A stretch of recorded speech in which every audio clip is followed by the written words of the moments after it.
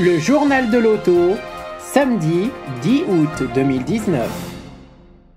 Salut à toutes et à tous et soyez les bienvenus dans votre nouveau rendez-vous, le journal de l'auto.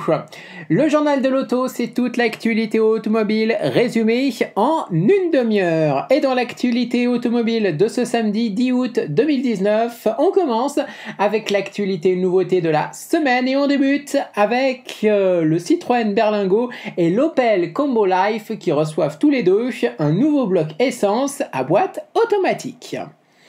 Ces Ludospace reçoivent un moteur essence plus puissant, le PureTech 130 chevaux. Ce bloc permet d'avoir enfin une offre essence à boîte automatique.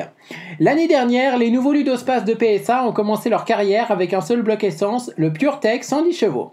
L'arrivée d'un moteur plus musclé était promise pour 2019. Le voici, d'abord sur les Citroën Berlingo et Opel Combo Life.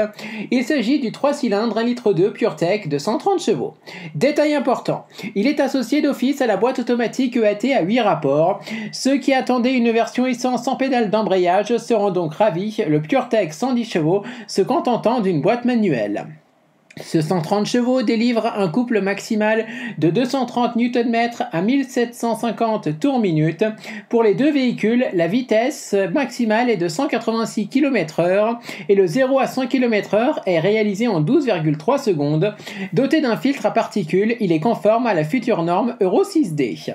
Chez Opel, ce moteur commence avec la Finition Edition à partir de 25 620 €, puis est à 27 850 € en élégance. Pour le Citroën, le PureTech commence à 26 000 € en finition Feel, puis était à 28 250 € en Shine.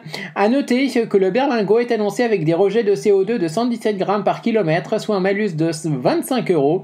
Pour l'Opel, c'est 121 grammes par kilomètre, soit un malus de 55 €. En toute logique, le Peugeot Rifter profitera aussi de ce moteur, mais il n'apparaît pas encore dans son catalogue. On poursuit l'actualité, nouveautés et les rumeurs nouveautés de la semaine. Et on va parler du futur Volkswagen Tiguan attendu pour 2022. Au programme autonomie et hybridation rechargeable. Tout proche du restylage et de la mi-carrière, le Volkswagen Tiguan devrait fortement évoluer à l'occasion de son renouvellement en 2022. La rumeur parle déjà de 2 offres en hybride rechargeable et, plus étonnant, de l'éventualité d'une conduite autonome de niveau 4. Actuellement, le plus haut niveau de conduite autonome que vous pouvez trouver dans les autos est le 3e. Il permet au conducteur de laisser faire la machine, mais uniquement dans des circonstances bien particulières, embouteillage ou autoroute notamment. Le niveau suivant permet de s'affranchir de devoir garder l'œil sur la route en permanence, c'est ce que l'on pourrait trouver sur le futur Volkswagen Tiguan. Nos confrères d'Auto Express parlent d'un renouvellement assez important pour le SUV qui aurait toute la technologie nécessaire pour avoir droit à un niveau 4 d'autonomie, ce qui évidemment ne veut pas nécessairement dire que l'auto proposera cette fonctionnalité dès la sortie d'usine. Toutefois, si le Tiguan en était effectivement doté, il semblerait logique que les véhicules plus prestigieux du groupe Audi, Porsche le soient aussi et même avant. Ce qui reviendrait à dire que la conduite autonome de niveau 4 n'est qu'à quelques mois ou années de son arrivée au sein du groupe Volkswagen. 2 hybrides rechargeables sont en programme. Une d'environ 170 chevaux et l'autre de 250 chevaux. Même si rien n'a été confirmé par Volkswagen, il semble logique qu'en 2022, un véhicule comme le Tiguan soit au moins partiellement électrifié. Et cela pourrait également tout à fait toucher la version sportive. On poursuit avec Maserati qui précise son programme de nouveautés pour les années à venir. Un nouveau coupé sera lancé en 2020. Puis, un an plus tard, Maserati proposera un deuxième SUV. Surprise, les Gran Turismo et Grande Cabrioche, que l'on pensait sur la sellette, seront renouvelés. On avait eu un avant-goût du programme de Maserati en juin 2018 lors de la présentation d'un nouveau plan stratégique pour le groupe FCA. Sergio Marchionne avait confirmé l'arrivée de l'Alfieri en coupé et cabriolet et d'un deuxième SUV.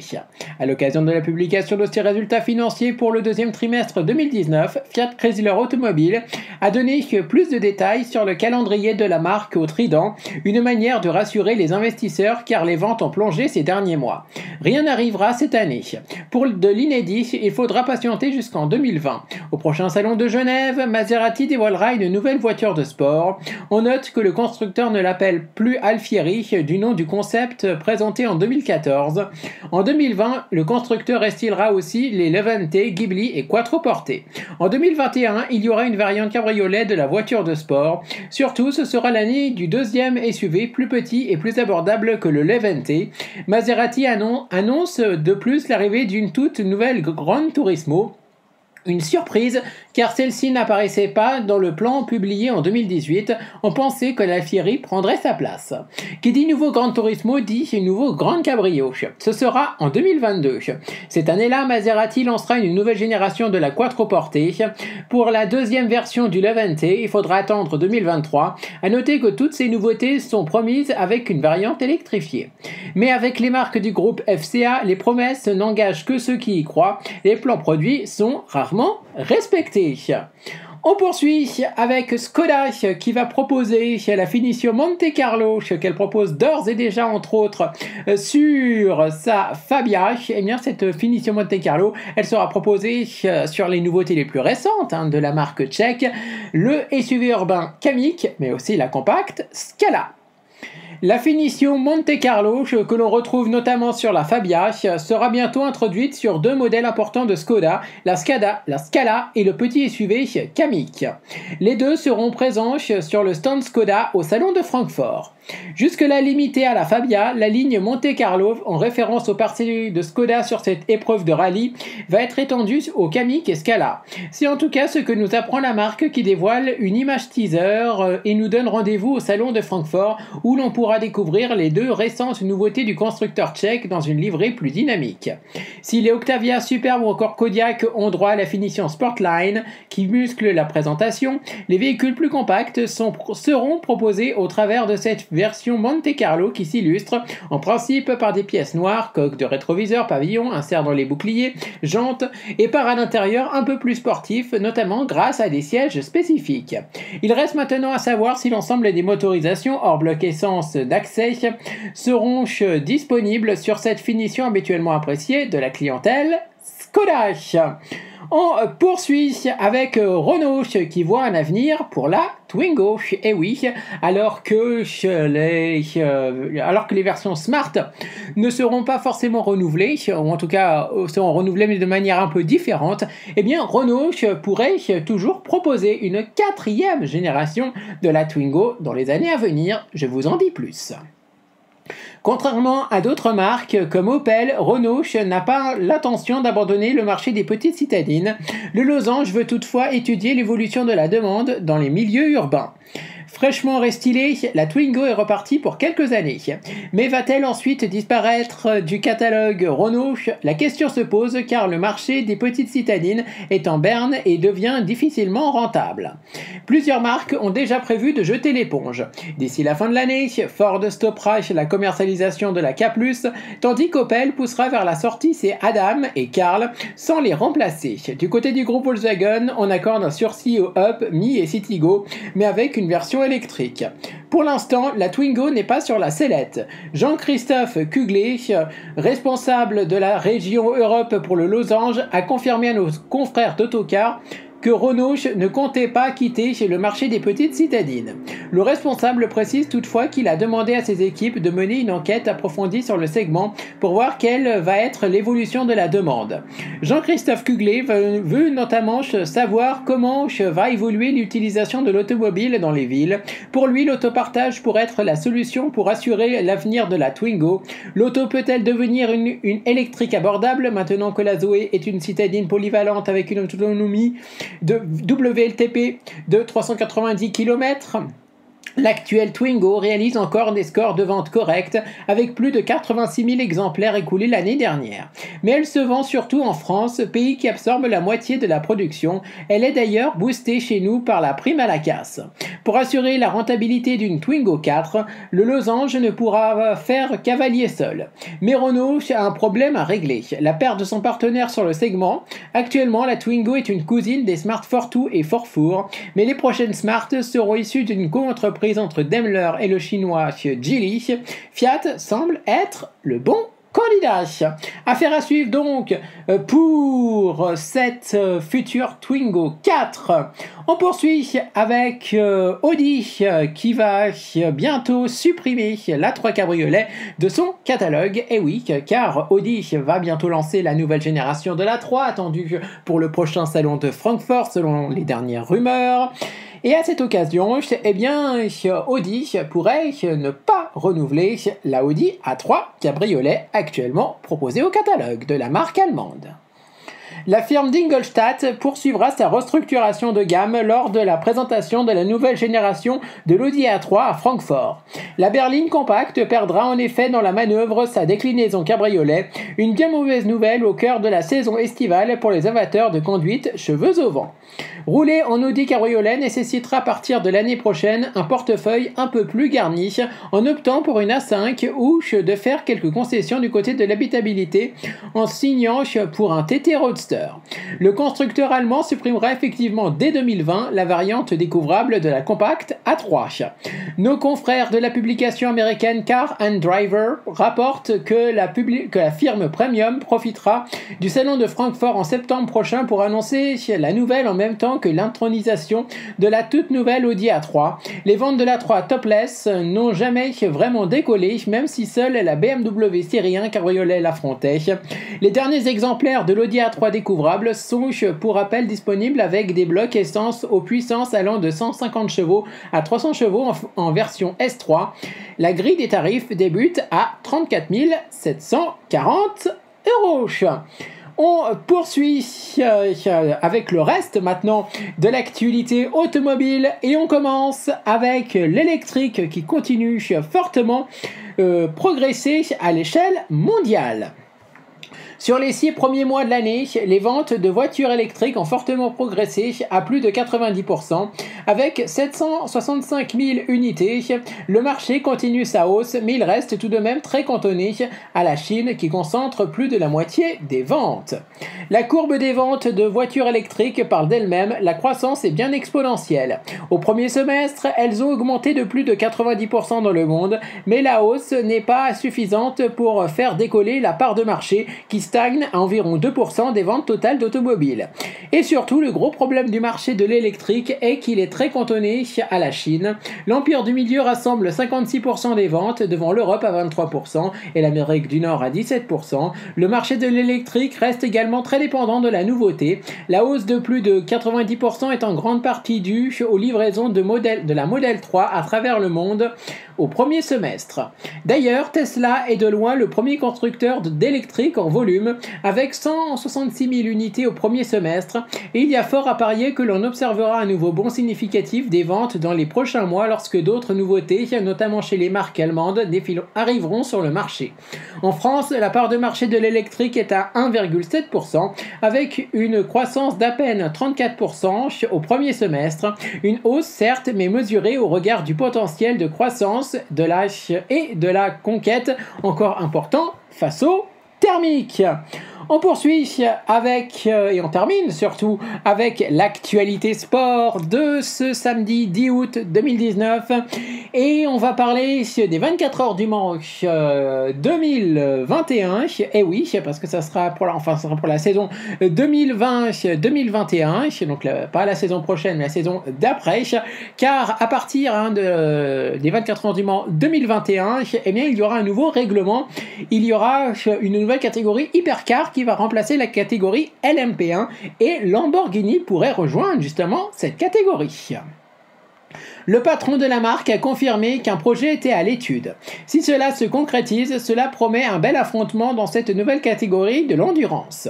La nouvelle catégorie des hypercars suscite de l'intérêt. Créée pour pallier le déclin de la LMP1, celle-ci sera lancée lors du championnat d'endurance 2020-2021. Toyota et Aston Martin ont déjà confirmé leur participation. Il pourrait être rejoint par Lamborghini. Stefano Domenicali, le patron de la firme italienne, a confirmé à Autocar que c'était à l'étude. Il y a des discussions et nous cherchons à comprendre la réglementation pour voir s'il y a un intérêt. À ce stade, la réponse pourrait être oui ou non. Pour l'instant, c'est possible. La décision doit être prise surprise d'ici la fin de cette année. Stefano Domenicali a toutefois précisé que le budget serait déterminant. Nous n'avons pas l'argent pour investir dans un tout nouveau projet, mais c'est tout l'intérêt de cette nouvelle catégorie d'endurance car les véhicules peuvent être basés sur des modèles produits en petite série. Aston Martin engagera ainsi une Valkyrie. Le patron de Lamborghini cite d'ailleurs en exemple la SC18. Il s'agit d'un véhicule élaboré par le département course de Lamborghini en 2018 à la demande d'un client. Ce modèle est 2 en 1, taillé pour les circuits et homologué pour la route. Sa base était la Aventador avec V12 de 770 chevaux. Lamborghini a d'ailleurs envie de faire davantage de projets d'exemplaires uniques, les one-off, qui pourraient financer son engagement en endurance. Et on termine enfin avec Hyundai qui annonce un modèle de compétition électrique qui pourrait concourir dans un tout nouveau championnat qui s'appelle le ITCR et qui sera lancé l'an prochain en 2020. La division sport de Hyundai en Europe a préparé une petite surprise pour le salon de Francfort. Avant de la découvrir, voici un premier teaser et la confirmation de l'engin, un véhicule de compétition électrique. Il reste maintenant à savoir pour quel type de compétition. Décidément, depuis l'arrivée d'Albert Biermann, ancien patron de BMW Motorsport, à la tête de la division Sport N de Hyundai, les choses bougent du côté des quartiers généraux européens de la marque. Celle-ci annonce en effet la venue d'un tout nouveau modèle de compétition qui sera dévoilé à l'occasion du salon de Francfort. La particularité de ce modèle est qu'il est électrique, ce qui exclut d'emblée bien des disciplines et qui nous ramène à 2 possibilités. Le trophée Andros ou le tout nouveau championnat ITCR qui sera inauguré en 2020 et qui compte déjà des marques comme Cupra. Hyundai nous en dira plus dans les prochains jours, mais ce travail sur un modèle sportif électrique illustrerait déjà les efforts conjoints du constructeur coréen et de Rimac, la marque croate qui a signé un accord avec Hyundai pour le partage des connaissances dans le domaine de l'électromobilité.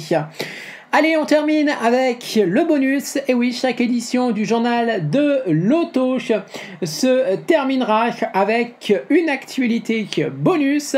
Et cette actualité bonus concerne le salon de Francfort 2019 qui ouvrira ses portes dans pile un mois, jour pour jour pour les journalistes et dès le 12 septembre prochain pour les visiteurs. Et je vais vous parler aujourd'hui du programme de Mercedes et de Smart au programme de l'électrique. Mais pas que. Un mois avant l'ouverture du salon, le groupe Daimler a dévoilé une bonne partie de son programme. Il y aura un nouveau concept EQ chez Mercedes et des restylages chez Smart. La rentrée automobile s'annonce animée avec l'ouverture le 10 septembre du salon de Francfort.